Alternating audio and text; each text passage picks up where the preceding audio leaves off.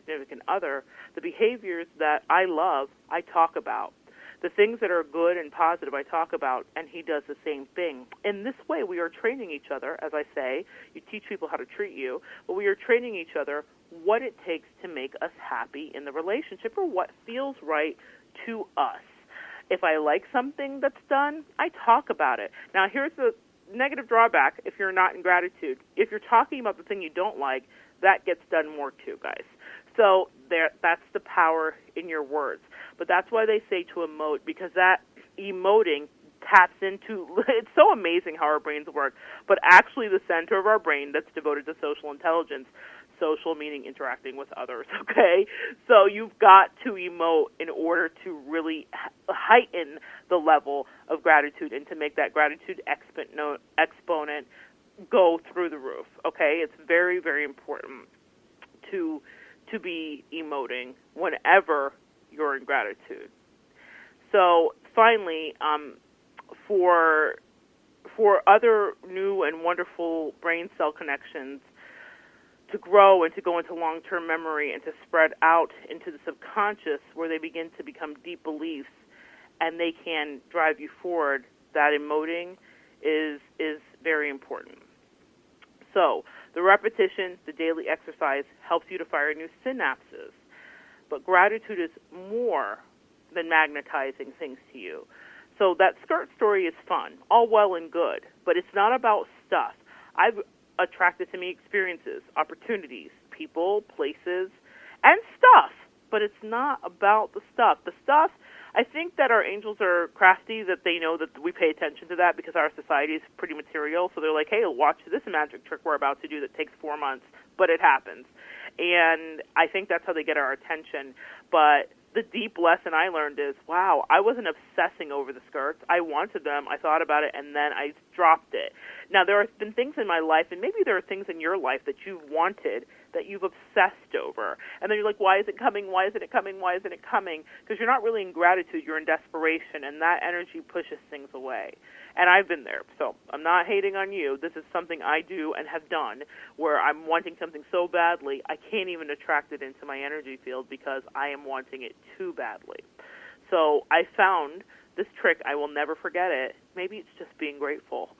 Maybe it's just saying thanks for already giving it to me and acting like I have it, and then watching how it comes, what magical way that it comes into my life. So that repetition daily, even though I wrote a few notes about the gratitude, it helps because it fires new synapses, and it really gets you into this new space.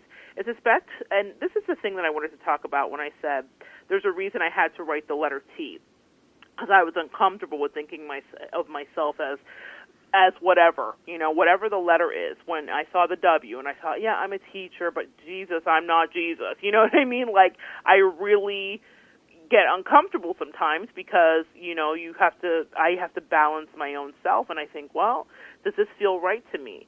And what I love gratitude, and this is what it's been proven especially effective for, especially recently, there have been a lot of studies where it's effective in healing childhood wounds. So all of us experience childhood wounding on some form of another because at that age we are vulnerable. We have not developed the part of our brain that helps us to block out that information. And so, as I was going through all this, I thought, this might be really helpful to know so that we might not be so hard on ourselves. But it is the prefrontal cortex that helps us to block out that information. And it is literally the last part of our brain to fully develop. In a funny trick that God plays on us, it doesn't fully develop until age 20. Now, doesn't that explain a lot about some of your choices in high school and as a child? We literally are not thinking right because our brains are not done growing. So I thought that was funny and hilarious. I've always listened to that, when you're doing classes in psychology and sociology and they're talking about this in college, and you hear it, but over the past couple years, I really heard it, and in my spirit, like, oh, you're not even fully formed yet. And that's why those years are so challenging. But the thing to go back to childhood wounding, the thing that's really important to understand is if that prefrontal cortex isn't fully formed, you are not able to filter out negative information. It slips in easily into the brain unfiltered. And the more negative that it is, and the more negatively charged the information is, a parent yelling at you, someone telling you you're worthless, good for nothing, someone saying, whatever about you or your family, or that you're just like your mother or your father or whatever. These things stick, and you start to identify because you don't have the part of the brain developed yet to actually filter out that information and be like, okay, you're crazy, this is a little over the line, this is a boundary, you've crossed it, I'm uncomfortable. You don't know, so you just take it as the gospel truth, and you take it into your spirit, and the more negatively charged they are, the more they stick into your subconscious, and they become limiting beliefs, which obviously can hold us back. Now, that's why we get back to the letter T for me, because in that being, I am a visionary, and I'm writing the letter T, I'm undoing my limiting beliefs from childhood where I didn't think whatever I didn't think about myself, and we all have those limiting beliefs. And so that was why I spent that much time writing that letter, because I had to rewire some things in my brain so that I can understand my possibility instead of my problems. And so I think that when you're dealing with gratitude, if you understand how it can truly free you and that it's more than getting the skirts, and it's more than getting the spouse, and it's more than getting the house, and I'm going to turn it to Dr. Seuss here in a minute, but it's more than that. It's more than the things and the materialism. It's about transforming your life. There are times when I have been very unhappy with situations I've been in, and I would start thinking about the situation I wanted to be in, and I could see it come into my life. It's inevitable. When you put it out there, when you put it in the bank, it's an escrow, it is yours. It is yours. I believe that. Now, it doesn't mean my life is ideal at the moment or perfect in any way. I still work through things, and that's why the show's called Evolve and not, I already did it, y'all. Been done it. That's why it's called Evolve, because I am constantly evolving. But I find that with gratitude, you are able to exponentially increase your evolution and your growth by thinking about the things you are wanting to manifest and see happen in your life. Now, that doesn't mean that just writing, like I said, that gratitude note makes it be enough. So think about those three keys: emote, exercise, extend yourself. I want to ask you, when's the last time you extended yourself? We live in a brave new world, and we are the most social we've ever been and the most insular we've ever been. And I stood at a graduation over my little holidays here that I've been taking during the summer for that beautiful young woman Legacy, who is now Dr. Legacy. And I was watching her walk across the stage, and before she got up there, it was something like out of a sci-fi movie. Everyone was standing up, and everyone had their phones in their hands trying to capture the moment of these graduates coming across the stage. And it was this beautiful area that we were in with a canopy of trees overhanging us, and the weather was ideal that day. It was cool but still warm. Blue skies up above through the canopy and cumulus clouds, and everybody in their Sunday best celebrating these recent graduates.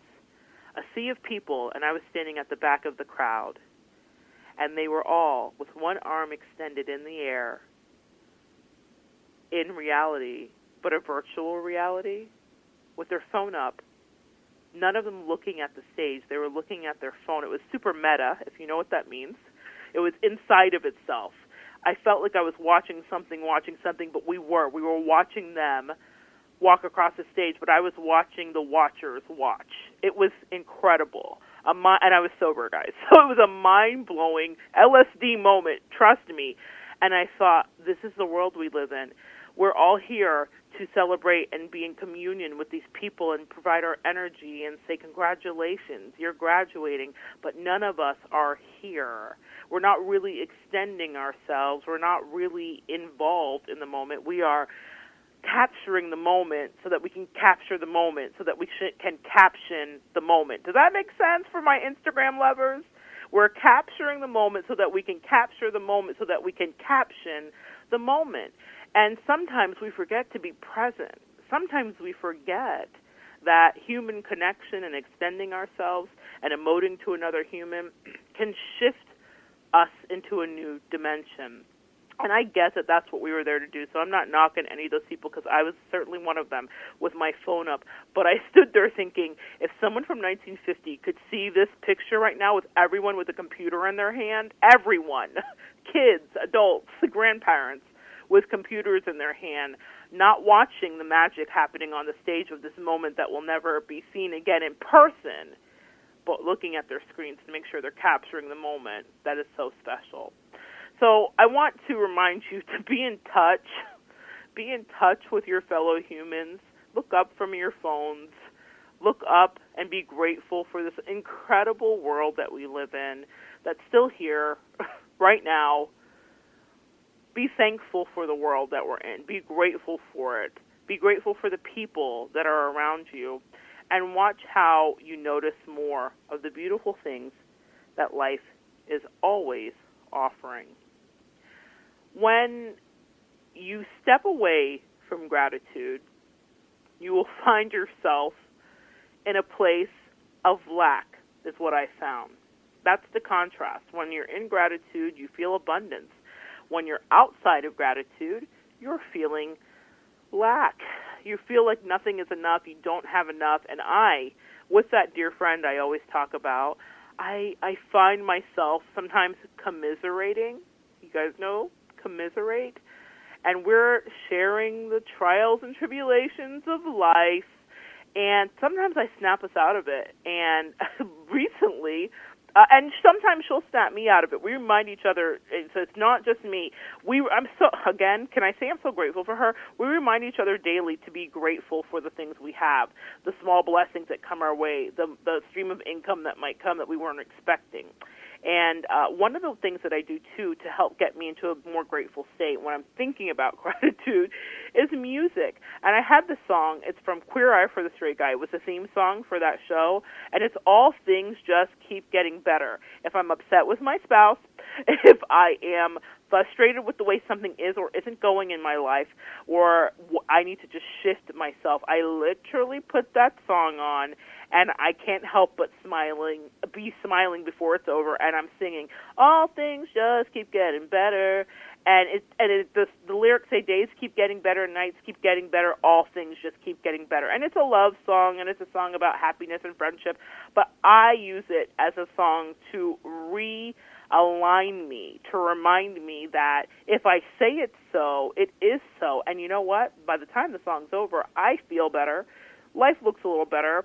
I'm not so upset about whatever I'm upset about, and I'm able to move in a direction that I can now plug back into gratitude, because when we talked about feeling with gratitude, it's not just lip service. You have to feel it. So if I'm saying all things just keep getting better, but I want to write a list of people that I'm not so happy with, then what do you think is going to win out there? So I have to shift myself. So that's one of the tools that I found to be incredibly helpful is music. So if you find yourself in that position, guys, that's my song. Find your own song. I'd love to know what your song is. What is your song? What gets you to the place where you can feel grateful for the moment that you're in? I have a couple. So that one is one. And then there's another one. It's a Christian song, and it's these 1,000 hills. I think it's by Third Day. These 1,000 hills roll ever on, footprints of an awesome God.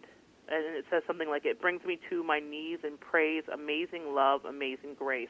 Whether you're Christian or not, think about our world and how blessed we are. Think about it. Look around. If you go to a favorite vacation spot, that shouldn't be the only time that you're appreciating and in gratitude for the place we get to live.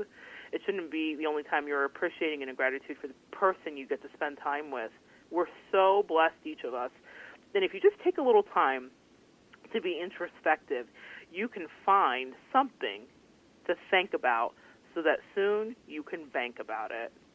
And that is what I wanted to share with you today. Remember to be grateful in all things.